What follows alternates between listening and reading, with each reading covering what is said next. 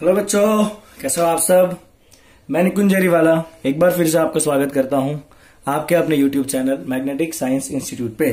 तो बच्चों, chemistry solution chapter के एनसीईआरटी एक्सरसाइज के सेकंड पार्ट में हम जा रहे हैं। पहले पार्ट में बच्चों हमने ऑलरेडी क्वेश्चन नंबर 2.1 से 2.18 देखा था और वहां पे हम क्वेश्चन नंबर 2.8 को मिस कर गए थे। तो हम बच्चों यहाँ पे स्टार्ट करेंगे फ्रॉम क्वेश्चन नंबर 2.8। चले बच्चों, क्वेश्चन क्या कहता है देखिए। तो क्वेश्चन है an antifreeze solution is prepared from what? 222.6 gram of ethylene glycol. Okay, ethylene glycol, the formula is given C2H6O2 and 200 gram of water. How much water is this? 200 gram of water. Okay, this will give you the antifreeze solution. Calculate the molality of the solution. What do you want to find? You want to find the molality of the solution.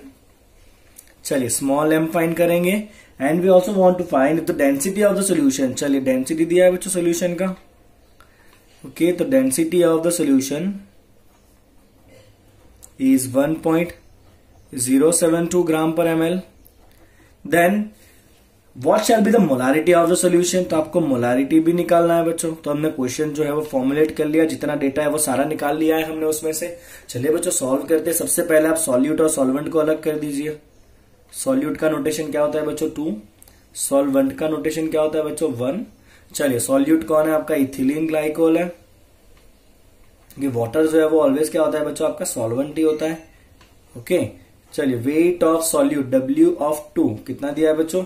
222.6 ग्राम दिया है। Okay, wait of solvent that is W of 1 कितना दिया है बच्चों? Water का wait 200 ग्राम दिया है। चलिए वाटर का मोलर मास कितना होता है बच्चों? 18 ग्राम पर mole. Right, on the other hand यहाँ पे इथिलीन ग्लाइकोल का मोलर मास निकालिए। Molar mass of ethylene glycol that is solute M2 is equal to, चलिए क्या है बच्चों C2 है, H6 करना है, O2 करना है। चलिए 2 कार्बन मतलब 24, 6 हाइड्रोजन मतलब 6 और 2 ऑक्सीजन मतलब 16 2 जा 32। चलिए बच्चों प्लस करिए, कितना होगा आपका 62 हो जाएगा मोलर मास। ओके, चलिए बच्चों इतना आ गया आपका। इतना आपने डेटा सेपरेट कर लिया, दैट इज वेरी इंपॉर्टेंट। चलिए एक बार बच्चों आप डेटा सेपरेट कर लोगे, अब आपको क्या करना है? आपको मोलालिटी का फॉर्मूला अप्लाई कर देना है बच्चों। क्या फॉर्मूला है? मोलालिटी का फॉर्मूला है बच्चों W2 into 1000 upon M2 into W1। बहुत बार ये कर चुका है, आई होप कि आपको एकदम से याद हो गया होगा ये तो अभी। चलिए बच्चों W2 कितना है आपका? 222.6 इंटू 1000 डिवाइड बाई M2 कितना है? Molar mass 62 into W1 water का ग्राम कितना है बच्चों? 200। चलिए आप इसको जैसे ही सॉल्व करोगे बच्चों आपका मोलालिटी आ जाना है 7.95। कितना जाएगा बच्चों मोलालिटी? 7.95 आ जाएगा, that is your small m molality. चलिए बच्चों एक आंसर मिला। अब इसको मोलारिटी में भी कन्वर्ट करना है, डेंसिटी यूज करेंगे बच्चों हम। तो हम क्या लिखते हैं? जब भी डेंसिटी दिया होता है तो हम कॉमन ही काम करते हैं। Density of solution D is equal to total weight that is W1 plus W2 divide by volume of solution, yes or no? Okay, हम यही यूज करते हैं। Density is equal to weight by volume. Weight किसका होगा? Total weight होगा, because density solution का है। चलिए डेंसिटी है 1.072 is equal to W1 check करिए कितना है बच्चों? W1 है 200 ग्राम प्लस W2 कितना है बच्चों? 2.6। Okay, divide by volume. चलिए डेंसिटी का यूनिट क्या है बच्चों? ग्राम पर ml है, तो आपका वॉल्यूम भी किस में आएगा? ml में आएगा। चलिए सिंप्लीफाई करिए तो VML will be equal to 422.6 divide by 1.072। Okay, तो बच्चों आपका वॉल्यूम आ जाने वाला है 394.21 ml। चलिए आपका VML आ गया। अब जो आपको फाइंड करना है बच्चों मोलारिटी, आपके पास फॉर्मूला है मोलारिटी का M is equal to W2 into 1000 upon M2 into molarity में यहाँ पे क्या आता है बच्चों? VML आता है। चलिए W2 कितना है? 222.6 into 1000 divide by molar wait कितना है सॉल्यूट का? 62 और वॉल्यूम कितना है बच्चों? 394.21। चलिए इसको सॉल्व करने पे बच्चों आपका मोलारिटी आ जाएगा 9.1 मोलर। कितना आएगा आपका मोलारिटी? 9.1 मोलर आ जाएगा। चलिए बच्चों क्लियर है क्वेश्चन नंबर 8। ओके, आप आई होप कि आपको जितने भी ऐसे कॉन्सेंट्रेशन चेंज करने वाले क्वेश्चन है आप बहुत इजीली कर लोगे अभी। राइट, आपको बेसिक पता होना चाहिए, बहुत सिंपली आप ये काम कर सकते हो। जब भी डेंसिटी दिया है आपको इसका काम पढ़ना ही पढ़ना है। ओके, चलिए बच्चों आगे बढ़ते हैं नेक्स्ट क्वेश्चन के ऊपर। चलिए बच्चों 2.19 देखेंगे। A solution containing 30 gram of non volatile solute. Okay, चलिए बच्चों सॉल्यूट कितना है? 30 ग्राम है। और कैसा है ये सॉल्यूट बच्चों, नॉन वॉलेटाइल है, मतलब रॉल्ट का केस आने वाला है, सेकंड केस रॉल्ट का, क्योंकि सॉल्यूट कैसा है, नॉन वॉलेटाइल है। कितना है 30 ग्राम, एग्जैक्टली 90 ग्राम ऑफ वाटर। तो वाटर कितना है बच्चों यहाँ पे 90 ग्राम है। Okay, and it has the vapour pressure of 2.8 kilo pascal. चलिए बच्चों, वेपर प्रेशर कितना है आपका 2.8 किलो पास्कल है, 298 kelvin. Further 18 gram of water is then added. चलिए, और इसके अंदर 18 ग्राम वाटर ऐड किया, okay, to the solution, and the new of the vapour pressure become 2.9 on adding. कितना वाटर ऐड किया बच्चों हमने, 18 ग्राम वाटर और ऐड किया। तो अब वेपर प्रेशर कितना हो रहा है बच्चों, तो इसको आप वेपर प्रेशर नंबर 1 नाम दे दो P1, इसको आप वेपर प्रेशर नंबर 2 नाम दे दो P2। तो सेकंड केस में वेपर प्रेशर कितना हो रहा है बच्चों 2.9 किलो पास्कल हो रहा है। आपको फाइंड क्या करना है, आपको फाइंड करना है मोलर मास ऑफ सॉल्यूट, जिसको हम M2 नोटेशन देते हैं, मोलर मास ऑफ सॉल्यूट, जो आपका पहला टारगेट है बच्चों, ओके, क्वेश्चन मार्क। और सेकंड आपको फाइंड करना है vapour pressure of water, that is pure water का वेपर प्रेशर क्या होता है बच्चों, वो P0 फाइंड करना है आपको। ओके, P0 जो होता है ना वो क्वेश्चन में, that is the vapour pressure of pure water. ये आपके दोनों क्वेश्चन है, ठीक है। चलिए, तो क्वेश्चन में हम रॉल्ट लॉ अप्लाई करने वाले, वेरी ऑब्वियस। तो हम यहाँ पे लिखेंगे फॉर नॉन वॉलेटाइल सॉल्यूट। थोड़ा इसका कैलकुलेशन बच्चों बड़ा है, बाकी कुछ धार नहीं मानना है। फॉर नॉन वॉलेटाइल सॉल्यूट आप क्या लिखोगे बच्चों, यूजिंग द रॉल्ट्स लॉ। ये स्पेसिफाई करना इंपॉर्टेंट है, क्योंकि लॉ रॉल्ट ने बनाया ना, आपने तो बनाया नहीं है। ओके, तो यूजिंग द रॉल्ट लॉ, चलिए क्या कहता है बच्चों Raoult law, P0 minus, first case की बात करते हैं तो P0 minus P1 divide by P0 is equal to क्या होता है बच्चों, यहाँ पे x2 होता है, और x2 क्या होता है आपका बच्चों N2 divide by N1 plus N2। याद है ना आपको इतना। चलिए, फॉर द केस 1, केस 1 में बच्चों आपका जो सॉल्यूट है 30 ग्राम है। ओके, कितना है सॉल्यूट आपका 30 ग्राम है। फाइन, तो आपका वेट ऑफ सॉल्यूट W2 कितना है बच्चों 30 ग्राम है। ओके, तो उसका मोलर मास कितना, उसका मोल कितना हो जाएगा, N2 is equal to W2 by M2, yes और नो। ओके, आपका W2 कितना है बच्चों 30 है, डिवाइड बाय, हम नोटेशन के लिए M2 को जो है ना वो खाली M ही रखते हैं। ओके, बिकॉज M1 तो हमारा ऑलरेडी वाटर दिया हुआ है ना। चलिए, वाटर कितना है पहले केस में बच्चों, वाटर है 90 ग्राम। तो वेट ऑफ सॉल्वेंट W1 कितना है बच्चों 90 ग्राम, क्या है वाटर है, that is your solvent. Solvent 1 रखूंगा तो सॉल्वेंट, अब बार बार बता रहा हूं हर एक क्वेश्चन में। चलिए, वाटर का मोल कितना हो जाएगा बच्चों, that is W1 by M1। Water का वेट है 90, वाटर का मोलर वेट होता है 18, तो आपका वाटर का मोल कितना हो गया बच्चों 5 मोल हो गया, ठीक है। और पहले केस में आपको प्रेशर P1 कितना दिया है बच्चों 2.8 किलो पास्कल दिया है। मैं सारी चीजों को यहां पे डाल दूं तो क्या मिलेगा, देखिए। चलिए, P0 माइनस P1 कितना है बच्चों 2.8 डिवाइड बाई P0 जो अननोन है, ठीक है, इज इक्वल टू, आपको देखना है ध्यान से कि इसको सिंप्लीफाई कैसे करना है, बहुत इंपॉर्टेंट है बच्चों, right. Is equal to N2, चलिए N2 कितना है आपका 30 by M divide by N1 plus N2, N1 कितना है 5 प्लस M2 कितना है बच्चों 30 बाई M है। इतना आपको समझ में आया बच्चों, क्लियर हुआ इतना आपको। ओके, अब आप इसको सिंप्लीफाई कैसे करोगे, वो बहुत मायने रखता है कि आपका आंसर कितना सही होने वाला है, कितना गलत होने वाला है। चलिए बच्चों, यहां पे डिनोमिनेटर सेपरेट करिए, तो P0 बाई P0 कितना होगा 1, माइनस यहाँ पे क्या होगा 2.8 by P0, P0 by P0 is 1 and minus 2.8 by P0। यहाँ पे आप बच्चों एलसीएम ले लो। चलिए, आप जैसे ही एलसीएम लोगे यहाँ पे तो ये होगा 30 बाई M, यहाँ पे क्या हो जाएगा आपका 5M प्लस 30 होगा, और होल डिवाइड बाई M आएगा, एलसीएम लोगे तो ये MM कट हो जाएगा आपका, यस और नो।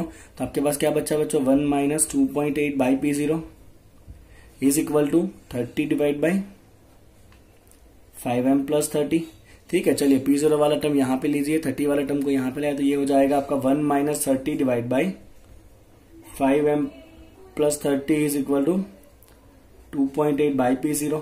ओके, चलिए बच्चों एलसीएम लीजिए, तो ये ऊपर आएगा तो यहाँ हो जाएगा 5M, ऊपर आके 30 कट हो जाएगा तो ये हो गया आपका 5M divide by 5M plus 30 is equal to 2.8 by P0। चलिए बच्चों, इसको नाम दे दीजिए इक्वेशन नंबर 1। ओके, इतना आप इक्वेशन नंबर 1 से ला दी। अब इक्वेशन, अब सेकंड केस में चलते हैं बच्चों, जो आपने ऐड किया ना। चलिए बच्चों, केस 2 में चलते हैं। तो हमने खाली क्या ऐड किया बच्चों, हमने 18 ग्राम वाटर ऐड किया और कुछ डाला नहीं है, सॉल्यूट तो इतना ही है। तो वेट ऑफ सॉल्यूट अभी भी कितना है बच्चों 30 ग्राम ही है। तो सॉल्यूट का मोल जो है वो अभी भी कितना रहना है आपका, given weight by molar weight ही रहना है, इसमें कोई चेंज नहीं आएगा सॉल्यूट में। ये कौन है बच्चों, सॉल्यूट है। ओके, और ये कौन है बच्चों, आपका सॉल्वेंट है, वाटर है ना। चलिए बच्चों, अभी वाटर आपने कितना ऐड किया, तो अब W1 कितना हो गया, ऑलरेडी 90 था, 90 ग्राम वाटर था, और आपने और कितना ऐड किया, 18 ग्राम और ऐड किया, तो वाटर कितना हो गया बच्चों आपको 108 ग्राम हो गया। तो वाटर का मोल कितना हो जाएगा बच्चों, वाटर का mass divide by molecular mass that is 18। तो वाटर का मोल आपका N1 कितना हो जाना है बच्चों, 6 मोल हो जाएगा, यस और नो। चलिए वापस ये रॉल्ट के इक्वेशन में डालते हो। अब यहाँ पे प्रेशर कितना हो चुका है, तो प्रेशर P2 हो चुका है 2.9 किलो पास्कल, ये आपका सेकंड प्रेशर। चलिए ये सारे डेटा को रॉल्ट लॉ के अंदर डाल देते हैं बच्चों, और फिर देखते हैं क्या आता। चलिए बच्चों, तो हम रॉल्ट लॉ के अंदर रखते हैं। रॉल्ट लॉ क्या है बच्चों, P0 माइनस P की जगह यहाँ पे रखेंगे P2 divide by P0 is equal to N2 divide by N1 plus N2। चलिए P0 तो पता ही नहीं है बच्चों, P2 कितना है आपका 2.9 किलो पास्कल है, divide by P0 is equal to, चलिए N2 कितना है बच्चों आपका 30 बाई एम है, डिवाइड बाई N2 कितना है 30 बाई एम, प्लस N1 कितना है बच्चों आपका 6 है। ओके, तो देखिए बच्चों ये दोनों जो है ना वो ऑलमोस्ट कुछ सेम ही दिख रहा है आपको। तो जिस तरह से इसको सिंप्लीफाई किया था उसी तरह से इसको भी सिंप्लीफाई करें, तो आपका ये फॉर्म आ जाएगा बच्चों 6m डिवाइड बाई, ये डायरेक्ट फॉर्म लिख रहा हूं, ये 6m divide by 6m plus 30 is equal to 2.8 की जगह यहाँ पे क्या आ जाएगा बच्चों 2.9 बाई P0, इसे नाम दे दीजिए इक्वेशन नंबर 2। चलिए 2 इक्वेशन आ गए आपके पास। तो अब आप क्या करोगे बच्चों, इक्वेशन नंबर 1 और इक्वेशन नंबर 2 को आप डिवाइड करिए। तो इक्वेशन 1 क्या है बच्चों, 5m divide by 5m plus 30, left side के ऊपर, राइट साइड पे कितना है बच्चों ये 2.8 बाई P0, ये आपका इक्वेशन नंबर 1 हुआ। पूरा डिवाइड करना है इक्वेशन नंबर 2 से। इक्वेशन नंबर 2 में लेफ्ट हैंड क्या है बच्चों 6m divide by 6m plus 30 is equal to, right side क्या है बच्चों यहाँ पे 2.9 बाई P0। चलिए P0 कट हो गया, यहाँ से एक m यहाँ पे कट होगा, ये बच्चों आपका ऊपर आ जाएगा, 6m प्लस 30 ऊपर आया, और ऊपर क्या है ऑलरेडी 5 है यहाँ पे, डिवाइड बाई, समझ आ रहा है ना आपको। चलिए नीचे ऑलरेडी 6 है, और ये टर्म आपका नीचे आएगा, क्या नीचे आएगा बच्चों 5m बाई 30, यहाँ पे क्या बचना है बच्चों आपका 2.8 बाई 2.9। चलिए हम क्या करते हैं, 6 को क्रॉस मल्टीप्लाई करके यहाँ पे लाते हैं, और इस 5 को कहाँ ले जाते हैं, नीचे ले जाते हैं, ठीक है। ओके, चलिए बच्चों अब इसको आप सिंप्लीफाई करिए, कितना आ रहा है बताइए मुझे। तो ये बच्चों रेशियो आएगा आपका 1.158 ओके, इतना आपका रेशियो आ गया। तो आप नियरली इसको ले सकते हो बच्चों 1.16। चलिए अब क्रॉस मल्टीप्लाई करिए, तो ये 5m ऊपर आएगा, तो ये क्या हो जाएगा बच्चों, यहाँ पे आपका है 6m plus 30 is equal to, यहाँ पे क्या है राइट साइड पे ऑलरेडी 1.16 है, और ये ब्रैकेट ऊपर आया बच्चों 5m प्लस 30। चलिए आप ब्रैकेट ओपन करिए और सिंप्लीफाई करिए, 6m plus 30 is equal to 1.16 into 5 कितना होता है बच्चों, 1.16 इंटू 5 होगा आपका 5.8m, क्या हो गया 5.8m प्लस 30 इंटू 1.16 कितना होगा बच्चों, 30 इंटू 1.16 आपका होगा 34.8। बोलिए इतना क्लियर आपको स्टेप। ओके, चलिए नेक्स्ट स्टेप देखते हैं बच्चों, इस इक्वेशन को आगे ले जाते हैं। चलिए बच्चों आगे से इक्वेशन को हमने कैरी फॉरवर्ड कर लिया है यहाँ पे, ठीक है। चलिए सिंप्लीफाई करिए, 6 माइनस 5.8 कितना होगा ये 0.2m, ये सामने जाएगा 34.8 माइनस 30 कितना बचेगा ये 4.8। तो बच्चों आपका m कितना आ जाएगा 4.8 बाई 0.2। ओके, कितना होगा ये बच्चों 24 होगा आपका, राइट। तो सॉल्यूट का जो मोलिकुलर मास है बच्चों वो कितना आना है आपका 24 ग्राम पर मोल आ गया, ठीक है। चलिए बच्चों इतना हो गया आपका 24 ग्राम पर मोल आ गया सॉल्यूट का मोलिकुलर मास। ओके, चलिए तो एक आंसर हमें मिल गया, molar mass of solute is 24 ग्राम पर मोल। चलिए बच्चों 23 भी हो सकता है आपका, 25 भी आ सकता है, मतलब थोड़ा बहुत ही रेंज में जो है ना। ओके, तो ये आपका थोड़ा बहुत वेरिएशन भी आ सकता है, इट कैन बी 23 टू 24 और 25 तक आपका आंसर वेरी हो सकता है, बिकॉज हमने आगे जो मैथमेटिक्स किया उसमें थोड़ा बहुत हमने 1-2 पॉइंट का अप्रोक्सीमेशन किया था, राइट। चलिए मोलर मास आ गया। अब आपने जो 2 इक्वेशन बनाए थे उसमें से इक्वेशन नंबर 1 क्या था बच्चा आपका, चलिए मैं इक्वेशन नंबर 1 यहाँ पे ला रहा हूँ वापस उठा के। तो बच्चा आपका इक्वेशन नंबर 1 था 5m divide by 5m plus 30 is equal to 5.8 by P0। चलिए उसमें m का वैल्यू डाल दीजिए 24, 5 into 24 divide by 5 into 24 plus 30 is equal to 5.8 by P0। चलिए बच्चों यहाँ से सिंप्लीफाई करके बताइए आपका P0 कितना आ रहा है। बच्चों आपका सिंप्लीफाई करने पे P0 आएगा, चलिए बच्चों इक्वेशन 1 में ना यहाँ पे आपका 2.8 होगा, है ना, मैंने 5.8 लिख दिया गलती से, यहाँ पे कितना होगा आपका 2.8 होगा। इक्वेशन 1 चेक करिए आप। ओके, तो ये बच्चों आपका आंसर आ जाना है 150 डिवाइड बाई 120 इंटू 2.8 तो आपका आंसर आएगा बच्चों को 3.5 किलो पास्कल। तो प्योर वाटर का वेपर प्रेशर कितना होगा बच्चों, 3.5 किलो पास्कल होगा। तो ये क्या है आपका vapour pressure of water alone, right, at 298 kelvin temperature. Clear बच्चों, आपको ये क्वेश्चन जो कराया वो समझ में आ गया। पूरा क्वेश्चन कैसे करना था, बड़ा क्वेश्चन डरना नहीं है, 2 बार रोल्टो अप्लाई करना है, प्रॉपरली मैथमेटिक्स अप्लाई करना है, आंसर तो आना ही है। चलिए बच्चों अगला सवाल देखते हैं, क्वेश्चन नंबर 2.20। चलिए आपका क्वेश्चन है बच्चों, a 5% solution of cane sugar in water has a freezing point of 271 Kelvin।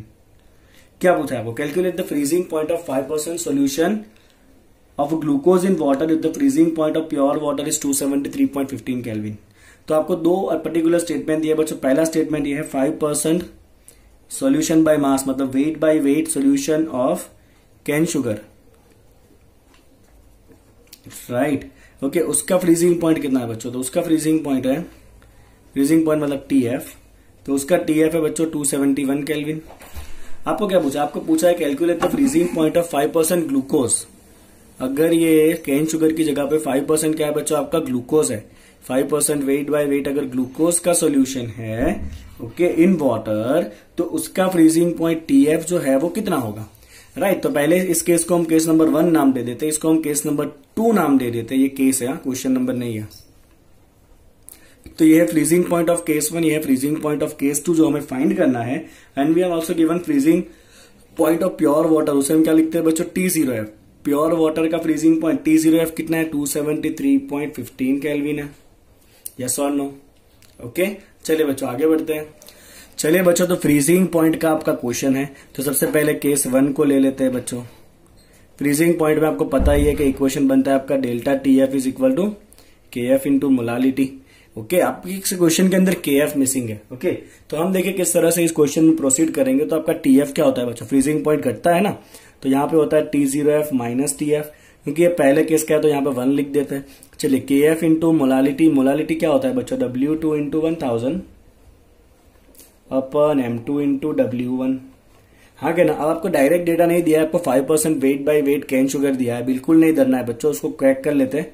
5% wait by wait cane sugar, अभी तो ये अपने बस चुटकी बजाने का काम है ना, बहुत बार कर चुके हैं। इसका मतलब क्या है बच्चों, 5 gram of sugar, cane sugar मतलब नॉर्मल शुगर, तो 5 gram of sugar in 100 gram solution, है कि नहीं, परसेंटेज में है ना। अगर 100 ग्राम सोल्यूशन है बच्चों, तो वाटर कितना होगा, 100 माइनस 5 होगा water, that is 95 gram of water, है कि नहीं। बोले इतना डेटा मिला, 5 gram sugar in 95 gram of water. चले शुगर क्या है, सॉल्यूट, तो ये क्या आपका वेट ऑफ सॉल्यूट है, solute is noted by symbol to W2।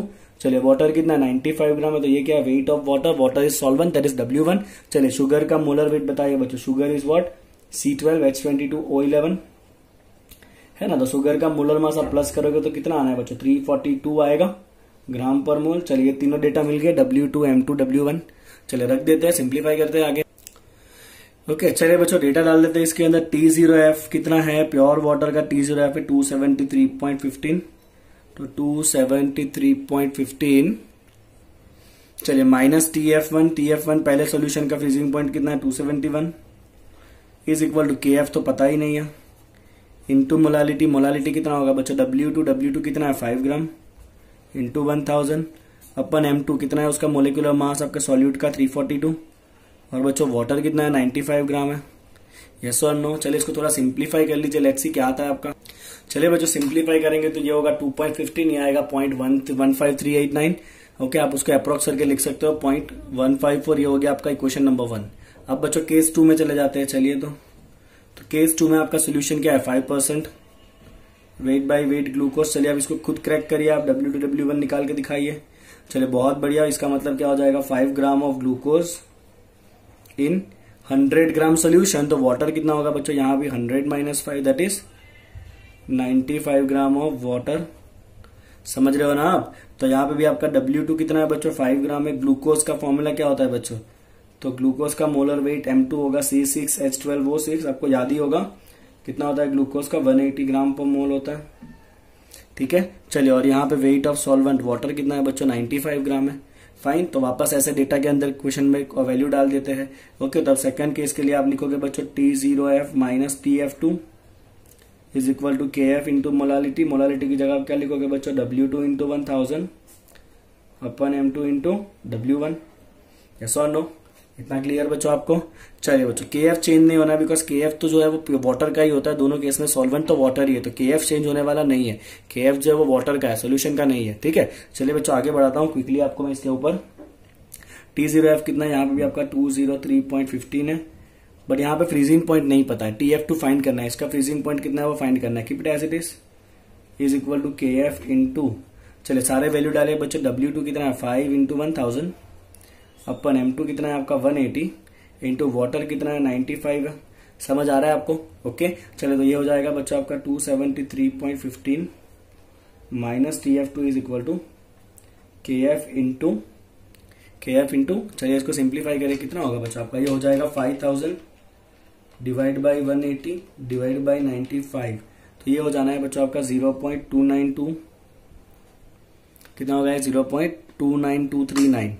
Okay, थोड़ा अप्रोक्सीमेट करके लिख देते हैं, 273.15 minus TF2 is equal to KF into इसको लिख देते हैं बच्चों 0.292 ओनली, 39 को नेग्लेक्ट करते हैं। तो ये हो गया आपका इक्वेशन नंबर 2। सबके पास दो इक्वेशन है बच्चों, ये इक्वेशन नंबर 1 था आपका फर्स्ट केस का, ये इक्वेशन नंबर 2 था बच्चों आपका सेकंड केस का। दोनों का क्या करेंगे, हम रेशियो ले लेंगे। चलिए क्या करेंगे, equation 1 divide by equation number 2। Equation 1 में क्या है बच्चों, ये रहा equation 1, 2.15 is equal to KF into 0.154, और यहाँ पे बच्चों क्या होगा आपका 2 डिवाइड करिए आप। ओके, यहाँ से आप KF भी निकाल सकते थे और KF का वैल्यू भी यहाँ पे डाल सकते हो, तो उस तरह से भी आप सॉल्व कर सकते हो। मैं रेशियो लेके कर रहा हूँ, मर्जी आपकी, आप जैसे करना चाहो कर सकते हो। 273 सेकंड इक्वेशन 273.15 माइनस TF2, और राइट साइड पे उसके क्या है बच्चों, KF इंटू 0.292 है। चलिए तो KF कट हो गया। बाकी बच्चों आप इस रेशियो को सिंप्लीफाई करिए, लेट्स से कितना आ रहा है। चलिए तो ये रेशियो आपका यहाँ पे आ जाएगा बच्चों 0.527, कितना आएगा, 0.527 आएगा। चलिए बच्चों आपको क्रॉस मल्टीप्लाई करने का काम बाकी बचा है, तो ये होता है ऊपर ले लीजिए 273.15 minus TF2 is equal to 2.15, इसको डिवाइड करिए नीचे, इसको डिवाइड करेंगे 0.527 को। चलिए कितना आ रहा है, 1 मिनट दीजिए मुझे बताता हूँ मैं आपको। ये हो जाएगा आपका 2.15 डिवाइड बाई 0.527। ओके, तो ये हो गया बच्चों आपका 4.079, that is your 273.15 minus TF2। चलिए सिंप्लीफाई करिए, तो TF2 कितना हो जाएगा 273.15 माइनस 4.079। ओके, तो आपका आंसर हो जाएगा बच्चों, your right answer is 269.07 kelvin. तो जो आपको सेकंड सॉल्यूशन दिया था बच्चों 5% wait by wait glucose, 5% wait by wait glucose solution का ये फ्रीजिंग पॉइंट है, freezing point. Clear, step by step जाना है बच्चों आपको। आपको अगर पूछा है कि what is the KF value, तो आप यहीं से आपको KF भी डायरेक्ट मिल जाएगा डिवाइड करने पे। चलिए question number 2.21, 2 elements A and B forms a compound having formula AB2 and AB4। चलिए, when dissolved in 20 gram of benzene, किसमें डिजोल्व करना है बच्चों, 20 ग्राम ऑफ बेंजीन में 1 ग्राम AB2 louvers the freezing point by 2.3 kelvin. तो पहले AB2 की बात करते हैं बच्चों। तो AB2 वाला कितना लेना है आपको, AB2 आपका सॉल्यूट है, तो वेट ऑफ सॉल्यूट आपको कितना ऐड करना है बच्चों, इसको ऐड करना है आपको 1 ग्राम ऐड करना है। कितना ऐड करोगे बच्चों आप इसको, 1 ग्राम ऐड करोगे। किसके अंदर ऐड करोगे, dissolve in 20 gram of benzene. तो बेंजीन का मोलर वेट मतलब W ऑफ बेंजीन का वेट मतलब वेट ऑफ सॉल्वेंट कितना है बच्चों, ये 20 ग्राम है। Okay, it is all and it louvers the freezing point. Louvers the freezing point मतलब व्हाट बच्चों, डेल्टा TF कितना दिया है, ये डेल्टा TF है आपका 2.3 केल्विन। वेरेज 1 ग्राम ऑफ AB4, तो AB4 में जाइए, उसका भी वेट ऑफ सॉल्यूट कितना लेना है बच्चों, आपको 1 ग्राम डिजोल्व कराना है। किसके अंदर डिजोल्व कराएंगे, तो बेंजीन का weight that is weight of solvent कितना लेना है, उसको भी 20 ग्राम में ही लेना है। And it louvers the freezing point. चलिए ये कितना फ्रीजिंग पॉइंट लोअर कर रहा है, तो ये फ्रीजिंग पॉइंट कम कर रहा है 1.3 केल्विन जितना। Okay, molar depression constant for the freezing point. चलिए मोलर डिप्रेशन कांस्टेंट मतलब KF is given 5.1 kelvin kg per mole. तो what you want to find, you want to find what is the atomic mass of A and B। चलिए हो जाएगा, simple question है ये। तो क्या फाइंड करना है बच्चों आपको, atomic mass of A and B is your question. चलिए let's see how we can solve this question. Okay, तो सबसे पहले तो दिख ही रहा है, फॉर AB2 सॉल्यूशन में चले जाइए। तो आपको डेल्टा टी एफ का रिलेशन पता ही होगा, delta T F is equal to K F into molality. चलिए मोलालिटी क्या होता है बच्चों, W2 into 1000 upon M2 into W1। चलिए डेटा डाल देते हैं। पहले केस का डेल्टा टी एफ कितना है बच्चों, 2.3 is equal to K F कितना है 5.1 इंटू W2 कितना डिजोल्व किया था 1 gram into W1 into 1000। Molar weight पता नहीं है तो यहाँ पे मैं ऐसे लिख दूं बच्चों, molar weight of AB2 into W1। W1 कितना था आपका 20 ग्राम बेंजीन था। चलिए इसको आप सॉल्व करके मोलर वेट ऑफ बच्चों AB2 फाइंड करोगे ना, तो आपका जो AB2 है उसका मोलर वेट आने वाला है बच्चों 110.87। कितना आएगा ये 110.87। चलिए सिमिलरली दूसरा है बच्चों आपका AB4। तो AB4 के लिए भी सेम फॉर्मूला बच्चों, delta T F is equal to K F into molality that is W2 into 1000 upon M2 into W1। चलिए डेटा रखते हैं। तो सेकंड सॉल्यूशन AB4 का डेल्टा टी एफ कितना है बच्चों 1.3 is equal to K F कितना है उसका भी 5.1, W2 उसको भी कितना रिजोल्व किया 1 into 1000 divide by M2। M2 कितना है मोलर मास पता नहीं तो उसको लिखते हैं मोलर मास ऑफ AB4, क्योंकि AB4 के लिए काम चल रहा है ना, तो हम लिख रहे हैं molar mass of AB4 into W1। यहाँ पे बेंजीन कितना है 20 ग्राम ही है, तो इसको आप सॉल्व करिए बच्चों, आपका मोलर मास ऑफ AB4 कितना आ जाएगा, ये आ जाएगा 196.15 ग्राम पर मोल। चलिए तो AB4 के अंदर बच्चों क्या क्या है, एक A है और 4 B है। यस और नो, AB4 मतलब एक एटम A का है, 4 एटम B के और सबको मिला के मास कितना है 196.15 ग्राम पर मोल है। यस और नो। सिमिलरली यहाँ पे AB2 है, तो AB2 में क्या क्या होगा बच्चों, एक A है और 2 क्या है B है। एक A होगा और 2 B होंगे, तो उसको मिला के मास कितना है 110.87 है। तो अब तो दो इक्वेशन दो वेरिएबल, चलिए इसको दोनों को सब्ट्रैक्ट कर दीजिए तो A कट हो जाएगा, 4B में से 2B गया तो कितना हो जाएगा 2B हो जाएगा। 196.15 में से 110.87 अगर कट हुआ राइट तो कितना होगा बच्चों, ये 85.28 होगा। तो B का एटॉमिक मास कितना मिल गया आपको, डिवाइड बाय 2 करिए 42.64 ग्राम पर मोल। क्या है बच्चों, ये एटॉमिक मास ऑफ B है।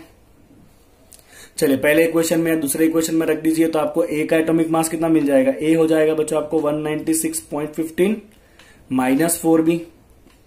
हाँ क्या ना, इतना तो आता है ना बेसिक मैथ से आपको, आप 12th स्टैंडर्ड के बच्चे हो। ओके चलिए इसको सिंप्लीफाई करेंगे तो आपका A का एटॉमिक मास आ जाने वाला है बच्चों 25.59 ग्राम पर मोल। तो A और B के एटॉमिक मासेस हमने निकाल लिए हैं by using this delta TF method. Clear आपको इतना?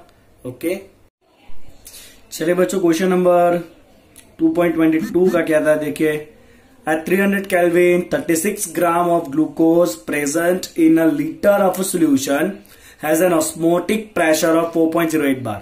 पूरा स्टेटमेंट इंपॉर्टेंट है, मैं स्टेटमेंट कॉपी कर रहा हूं। 300 केल्विन टेम्परेचर है तो T is 300 kelvin.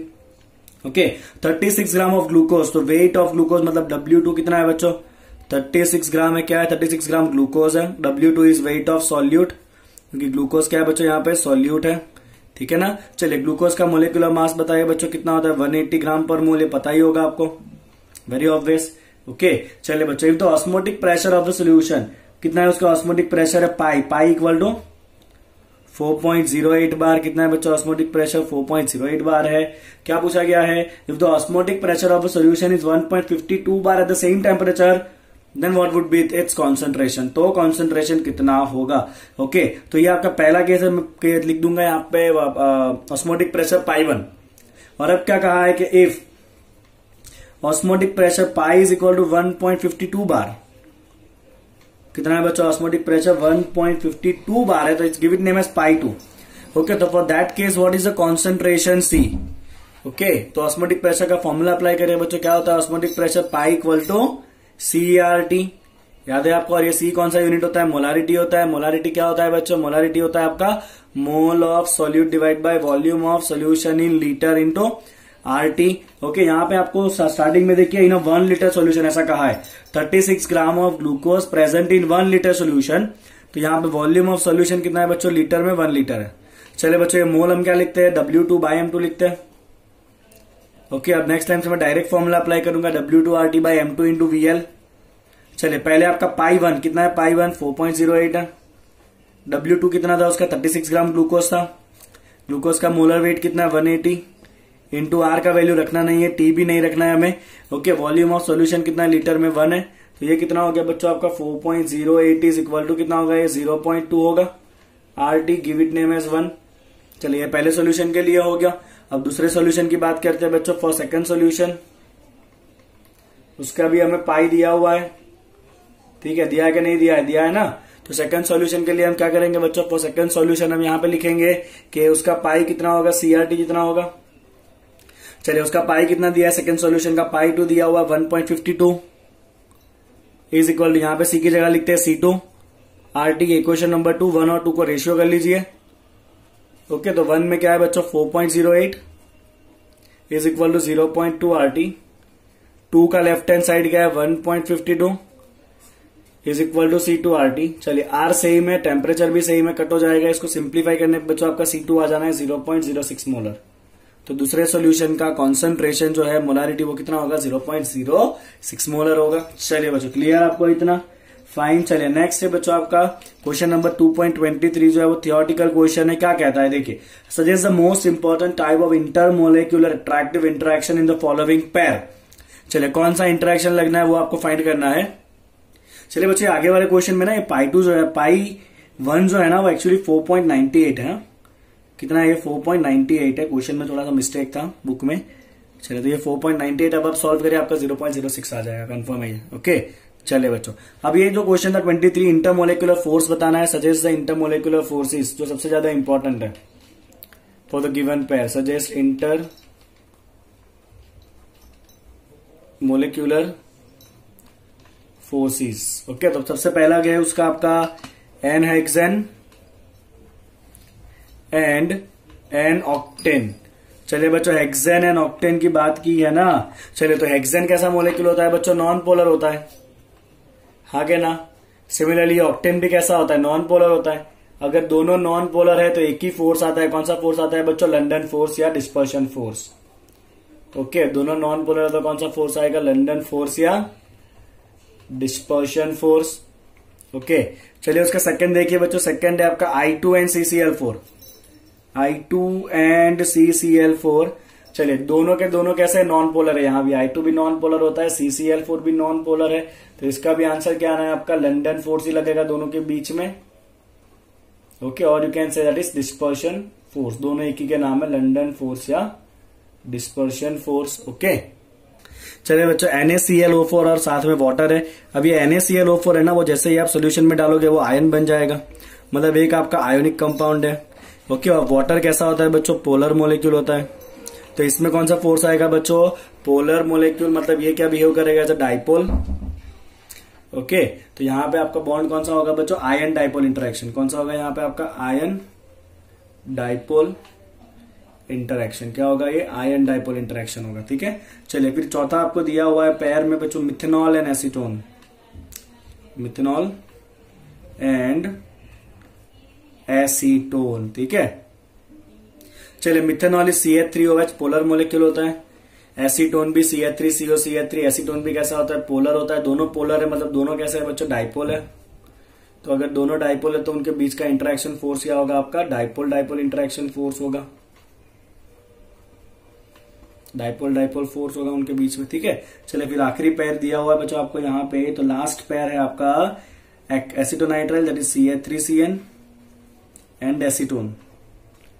Acetonitrile and acetone. Okay, तो यहाँ पे एसीटोनाइट्राइल CN बॉन्ड दिख रहा है। CN ऑलवेज कैसा होता है बच्चों, पोलर होता है। और अभी हमने देखा एसीटोन भी कैसा होता है बच्चों, पोलर होता है। इसलिए पोलर होता है बिकॉज ये कुछ इस तरह होगा, CH3 ऑक्सीजन पार्शियल नेगेटिव बनता है, कार्बन पार्शियल पॉजिटिव बनता है। यहाँ पे ये कार्बन पार्शियल पॉजिटिव बनेगा, नाइट्रोजन नेगेटिव बनेगा। मतलब दोनों पोलर मोलेक्यूल है, तो पोलर मतलब डाइपोल, तो दोनों के बीच का फोर्स कौन सा होगा आपका, dipole dipole interaction force. Okay, चलिए ऐसा ही बच्चों एक थियोरेटिकल क्वेश्चन है 2.24। क्या क्या है, based on the solute solvent interaction arrange the following in order of increasing solubility in an octane. तो आपका सॉल्वेंट कौन सा है बच्चों, सॉल्वेंट आपको लेना है एन ऑक्टेन। चलिए एन ऑक्टेन कैसा मोलिक्यूल होता है बच्चों, नॉन पोलर होता है। कैसा होता है ये एन ऑक्टेन जो है वो नॉन पोलर है। और आपको 4 अलग अलग सॉल्यूट दिए हुए। ठीक है, चलिए कौन सा ये 4 सॉल्यूट, तो पहला है आपका KCl, फिर दिया है साइक्लोहेक्सेन। ओके, फिर आपको दिया है बच्चों CH3OH, और सबसे आखिर में दिया है CH3CN। चलिए बच्चों, हमें इतना पता है कि like dissolve in like. Like किस में डिजोल्व होता है? लाइक में डिजोल्व होता है। तो अगर सॉल्वेंट नॉन पोलर है तो उसमें सबसे ज्यादा कौन डिजोल्व होगा? नॉन पोलर डिजोल्व होगा। चलिए, तो सबसे ज्यादा नॉन पोलर कौन होगा? साइक्लोहेक्सेन होगा। उसका ही भाई दिख रहा है देखने में नॉन पोलर। तो सबसे ज्यादा सॉल्युबिलिटी किसकी आएगी बच्चों? 2 इज मैक्सिमम। ओके, अब उसके बाद देखिए तो ये KCl जो है ना वो आयोनिक कंपाउंड है, मतलब ये तो कंप्लीटली आयन में कन्वर्ट हो जाएगा। बट यहाँ पे आपका सॉल्वेंट कैसा है? नॉन पोलर है, तो उसको आयन का तो काम ही नहीं है। ओके, तो KCl आयोनिक कंपाउंड है, सबसे कम डिजोल्व होगा, तो सबसे आखिर में आएगा 1। बच्चे 3 एंड 4। तो OH जो है ना वो मोर पोलर होता है। कैसा होता है बच्चों? OH जो है वो मोर पोलर होता है।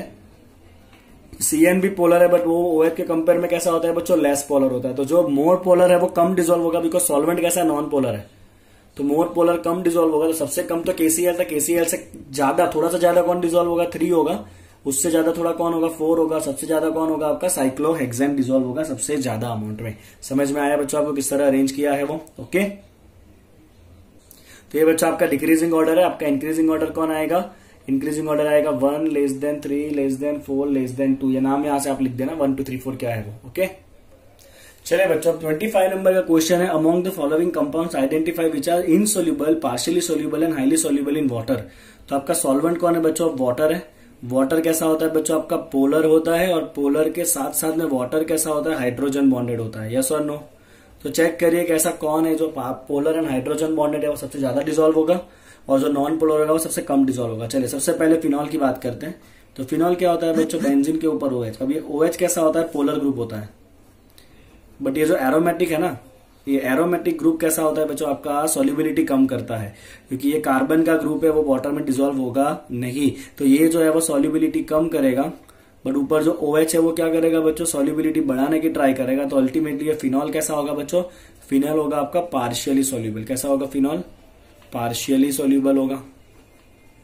ओके, चलिए बच्चों, टोल्यूइन की बात करते हैं। टोल्यूइन तो क्या है? बेंजीन के ऊपर CH3 है, पूरे का पूरा ही नॉन पोलर है ये तो।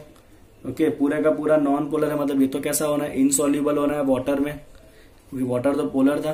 चलिए बच्चों, फॉर्मिक एसिड है HCOOH।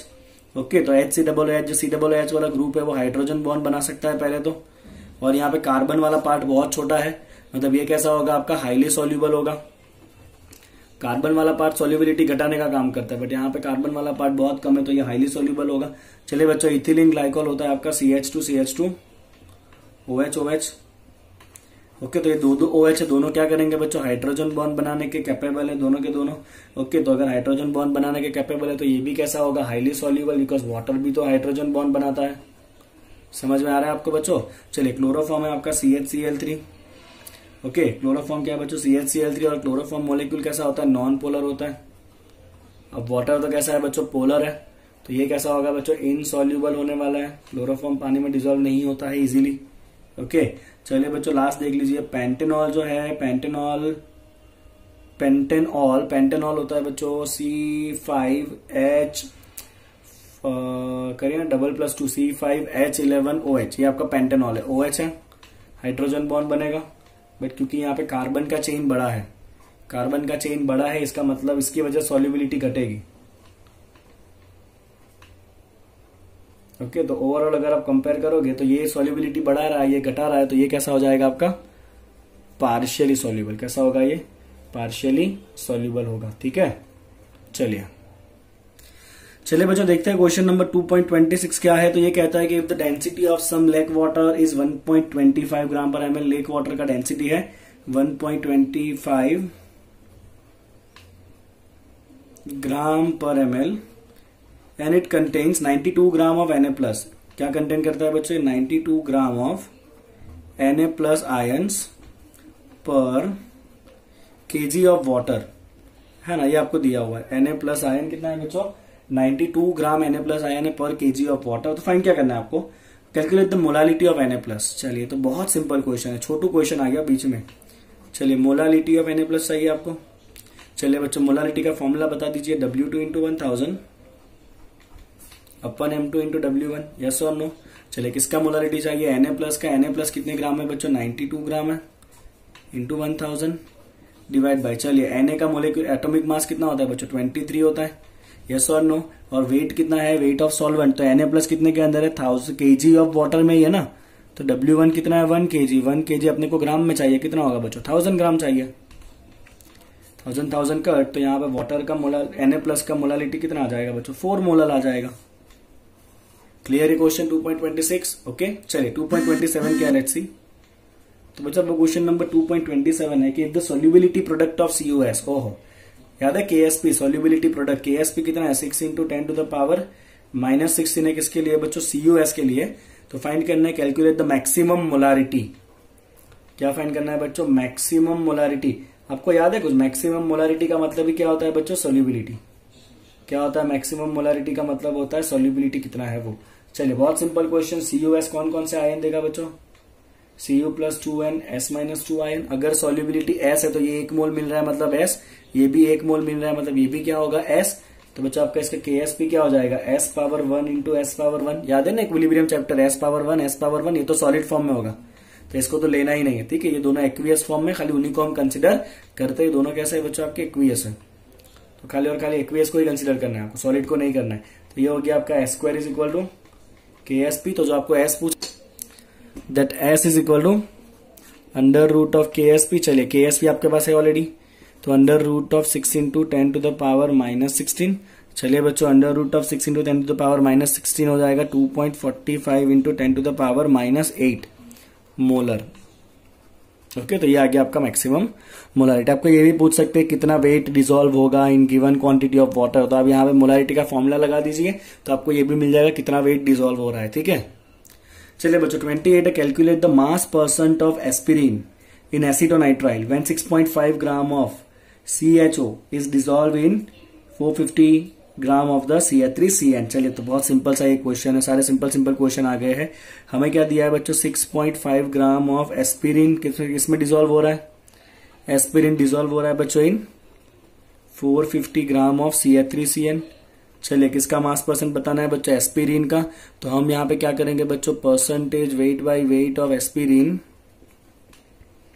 इज इक्वल टू क्या होता है बच्चों ये परसेंटेज निकालना आता है ना आपको। तो wait of aspirin divide by total weight into 100, very simple. चलिए एस्पिरिन का वेट कितना है 6.5, टोटल वेट में एस्पिरिन भी होगा और CH3CN भी होगा, तो ये हो गया आपका टोटल वेट इंटू क्या करोगे आप 100 करोगे। चलिए सॉल्व करने का आपका आंसर आ जाएगा 4.124%। तो ये क्या है आपका परसेंटेज वेट बाय वेट किसका है ये एस्पिरिन का। Okay very good. चलिए बच्चों बारी है अब क्वेश्चन नंबर 2.29 को देखने की। मैं कहूंगा ये क्वेश्चन जो है वो इम्पोर्टेंट है। चलिए बच्चों समझते हैं क्वेश्चन क्या है। तो क्वेश्चन में कहा है कि नैलोरफिन, फॉर्मूला दिया है नैलोरफिन का। तो नैलोरफिन का फॉर्मूला क्या है बच्चों C19 H21 NO3। Okay, it is similar to the morphine and it is used to combat withdrawal symptoms in narcotic user। ये सब अपने डेटा कोई काम का है नहीं। Dose of nalorphine generally given is 1.5 mg। हमें डोज कितना चाहिए बच्चों इसका, डोज ऑफ नैलोप्रिन। ओके तो हमें कितना नैलोप्रिन देना है पेशेंट को, हमें नैलोप्रिन देना है बच्चों 1.5 मिलीग्राम। कितना देना है बच्चों नैलोप्रिन 1.5 मिलीग्राम नैलोप्रिन देना है। ओके अब क्या कहा है बच्चों देखिए आगे, fine calculate the mass of 1.5 × 10⁻³ molar aqueous solution required for the above dose. तो हमें बच्चों नैलोप्रिन जो प्योर फॉर्म में मिलने वाला नहीं है, नैलोप्रिन का एक सोल्यूशन दिया हुआ है और जो भी सोल्यूशन है बच्चों नैलोप्रिन का उसका दिया हुआ है मोलालिटी। कितना दिया है बच्चों मोलालिटी 1.5 × 10⁻³ मोलर। ओके तो उसका टोटल डोज आपको उसका कितना आपको मास लेना पड़ेगा ताकि उतने मास के अंदर ये सॉल्यूशन का कितना मास लोगे ताकि उसके अंदर इतना नैलोप्रिन हो जाए। तो आपका जो नैलोप्रिन है बच्चों वो क्या है सॉल्यूट है। ठीक है तो मास ऑफ सॉल्यूट, आपको मास ऑफ सॉल्यूट मतलब W2, आपको W2 कंपलसरी कितना देना है 1.5 मिली मतलब 10⁻³ ग्राम। इतना आपको कंपलसरी नैलोप्रिन देना ही देना है। और आपके पास सोल्यूशन का मोलालिटी है, आपको मास ऑफ क्या फाइंड करना है, मास ऑफ सोल्यूशन फाइंड करना है। चलिए बच्चों मास ऑफ सोल्यूशन क्या होता है, मास ऑफ सोल्यूशन का मतलब है W1 + W2 सॉल्यूट सॉल्वेंट को मिला के टोटल मास आप कितना दोगे ताकि उस सॉल्यूशन में इतना ये जो है ना नैलोप्रिन वो आ जाए। ठीक है चलिए बच्चों क्या करेंगे हम, तो मोलालिटी दिया है हमें, बोले दिया है कि नहीं दिया है, मोलालिटी ऑब्वियसली दिया हुआ है। तो मोलालिटी का फॉर्मूला अप्लाई करें बच्चों, मोलालिटी स्मॉल m क्या होता है W2 × 1000 upon M2 × W1। Yes और नो, ये फॉर्मूला है मोलालिटी का, नीचे W1 आता है, ध्यान रखना कोई गलती नहीं होनी चाहिए यहाँ पे, ठीक है। चलिए बच्चों आगे बढ़ते हैं। यहाँ पे मोलालिटी हमारे पास है ऑलरेडी, कितना है सोल्यूशन का मोलालिटी है, ये क्या किस फॉर्म में बच्चे, मोलालिटी है आपका, राइट। कितना है 1.5 into 10 to the power -3 is equal to W2, अपने को कितना नीलोफ्रिन मतलब सॉल्यूट देना है, 1.5 इंटू 10 पावर -3 देना है, इंटू 1000 डिवाइड बाय, चलिए नेलोफ्रिन का मोलर मास आप यहाँ पे अलग से निकाल दीजिए बच्चों। तो नेलोफ्रिन का फॉर्मूला है C19H21NO3। चलिए आप सबके एटॉमिक मास को प्लस करिए, तो बच्चों आपका मोलर मास आएगा 311 ग्राम पर मोल, आपको ये आना ही चाहिए, राइट। ओके, तो ये मोलर मास कितना है बच्चों, 311 इंटू W1। चलिए आप जैसे ही सॉल्व करोगे बच्चों आपका W1 कितना आ रहा है बताइए, तो W1 आएगा 3.215 ग्राम। ओके, इतना क्या आ गया बच्चों आपका W1 आ गया। चलिए आपको क्या पूछा है, आपको पूछा है सॉल्यूशन का मास कितना होगा बच्चों। तो सॉल्यूशन के अंदर दोनों चीजें होता है, solute and solvent, that is W1 plus W2। चलिए W1 कितना आया बच्चों आपका 3.215, इनफैक्ट इज 3.215 प्लस W2 कितना था बच्चों आपका 1.5 into 10 to the power -3, that is 3.215 plus, चलिए 10 टू द पावर -3 0.0015। ओके, तो ये तो बहुत छोटा वैल्यू है, उसको आप नेग्लेक्ट भी कर सकते हो, और नहीं भी करो नेग्लेक्ट तो आपका एग्जैक्ट आंसर आएगा 3.215 प्लस 0.0015। तो आपको सॉल्यूशन देना पड़ेगा बच्चों 3.2165 ग्राम। कितना आपको सॉल्यूशन देना पड़ेगा बच्चों, प्लस करने पे 3.2165 ग्राम। ओके, आपको इतना सॉल्यूशन लेना पड़ेगा, और इतने सॉल्यूशन के अंदर आपका मॉर्फिन जो है 1.5 मिलीग्राम हो जाएगा। तो जितना डोज चाहिए उतना डोज जो है वो मिल जाएगा। समझ आया बच्चों आपको देना खाली मॉर्फिन है, बट प्योर मॉर्फिन नहीं दिया है, आपको दिया है सॉल्यूशन। तो सॉल्यूशन कितना दोगे ताकि इतना मॉर्फिन हो जाए, तो सॉल्यूशन का मोलालिटी है, मोलालिटी का फॉर्मूला यूज करिए, वेट निकाल लीजिए एंड ऐड कर दीजिए, दैट्स इट। चलिए क्वेश्चन नंबर 2.30 देखते हैं बच्चों। चलिए बच्चों 2.30 देखिए, बहुत सिंपल क्वेश्चन है। Calculate the amount of benzoic acid required for preparing 250 ml of 0.15 molar solution in methanol. तो हमें क्या दिया है बच्चों, हमें दिया हुआ है मोलारिटी दिया है मिथेनॉल के सोल्यूशन। मोलारिटी कितना है बच्चों आपका, capital M is equal to 0.15 molar. Okay, चलिए बच्चों आपका सॉल्यूट कौन सा है, आपका सॉल्यूट है बेंजोइक एसिड। ओके फाइन, तो कितना calculate the amount of benzoic acid, कितना बेंजोइक एसिड डालोगे, मतलब वेट ऑफ सॉल्यूट फाइंड करना है आपको। यस और नो, कितना बेंजोइक एसिड मतलब वेट ऑफ सॉल्यूट W2 आप फाइंड करोगे। सॉल्यूशन कितना बनाना है 250 ml, तो VmL ऑफ सॉल्यूशन कितना है बच्चों 250 ml है। ओके, चले बेंजोइक एसिड का मोलर मास निकाल दीजिए बच्चों। बेंजोइक एसिड का फॉर्मूला होता है C6H5COOH, that is your solute. Solute का मोलर मास M2। ओके, चले सॉल्यूट का मोलर मास कितना होगा, प्लस करोगे तो बच्चों आपका आएगा 122 ग्राम पर मोल, है ना। और अब आपके पास सीधा सीधा मोलारिटी है, फॉर्मूला अप्लाई कर लीजिए, आपका आंसर आ ही जाने वाला है विदाउट एनी डाउट। तो मोलारिटी M क्या होता है बच्चों, W2 into 1000 upon M2 into VmL, है कि नहीं। चलिए मोलारिटी कितना है 0.15।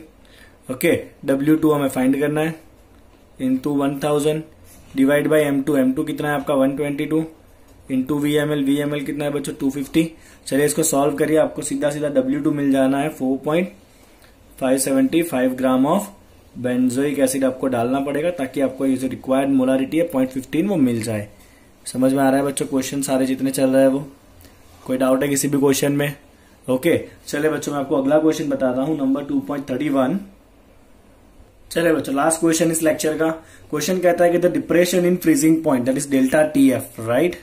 Okay, of water observe for the same amount of, किसके लिए, delta TF for water for same amount of.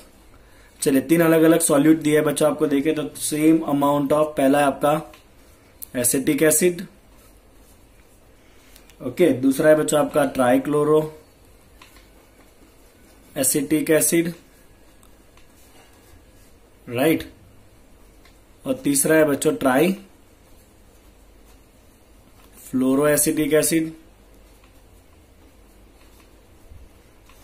ठीक है। Okay, acid in increasing, acetic acid increases in the order given above, is increases in order given above. Okay, हमें इसको explain करना है। तो मैं पहले क्वेश्चन को ना सिंप्लीफाई फॉर्म में लिख देता हूं, बहुत बड़ा स्टेटमेंट है। डेल्टा टीएफ का जो ऑर्डर है, ओके, तो क्या कहा है कि एक एसिटिक एसिड है। एसिटिक एसिड क्या होता है बच्चों? CH3COOH। फिर एक ट्राइक्लोरो एसिटिक एसिड, ट्राइक्लोरो मतलब तीनों हाइड्रोजन की जगह पे क्लोरीन है, CCl3COOH, that is trichloro acetic acid. और तीसरा है ट्राइफ्लोरो, ट्राइफ्लोरो मतलब तीनों हाइड्रोजन की जगह पे फ्लोरीन है। ओके, तो ये ऑर्डर में डेल्टा टीएफ है। ऐसा क्यों? सबसे कम डेल्टा टीएफ एसिटिक एसिड का, सबसे ज्यादा जो है वो इन तीनों में से ट्राइफ्लोरो एसिटिक एसिड का। ऐसा क्यों? तो बच्चों यहाँ पे एक सिंपल सा लॉजिक है कि जो RCOOH है, कार्बोक्सिलिक एसिड, ये कैसा होता है नेचर में बच्चों? वीक एसिड होता है। वीक एसिड है मतलब ये क्या होना है? आयोनाइज होना है। कैसा आयोनाइज होगा बच्चों? पार्शियली आयोनाइज होगा। यस और नो? अब आप बच्चे एक सिंपल लॉजिक याद रखो कि यहाँ पे जो ग्रुप है ना R, ओके, यहाँ पे बच्चा अपना R ग्रुप है। अगर ये -I ग्रुप है, कैसा ग्रुप है बच्चों? -I। तो अगर ये R आपका -I ग्रुप है ना, नेगेटिव इंडक्टिव आपको पता होगा इतना तो अगर ये I आपका -I ग्रुप है तो क्या होगा बच्चों? It increases the acidity, which means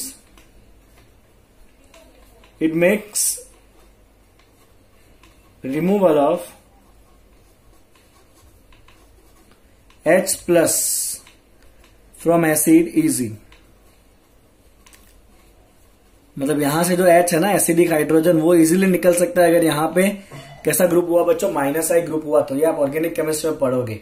okay, चलिए बच्चों, बहुत सिंपल है लॉजिक। सोचिए अगर ये ज्यादा H निकल रहा है, इसका मतलब आयन ज्यादा मिलेंगे, hence more ion will be obtain, more ions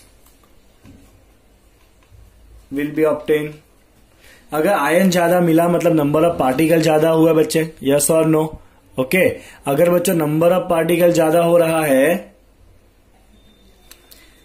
and due to more ionization there will be more number of particle।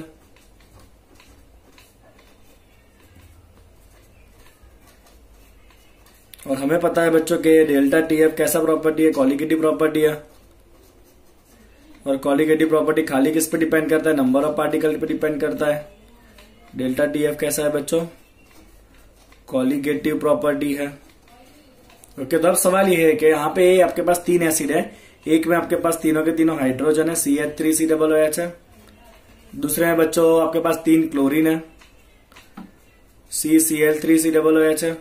तीसरे में क्या है? 3 फ्लोरीन है, और साथ में क्या है? CH है।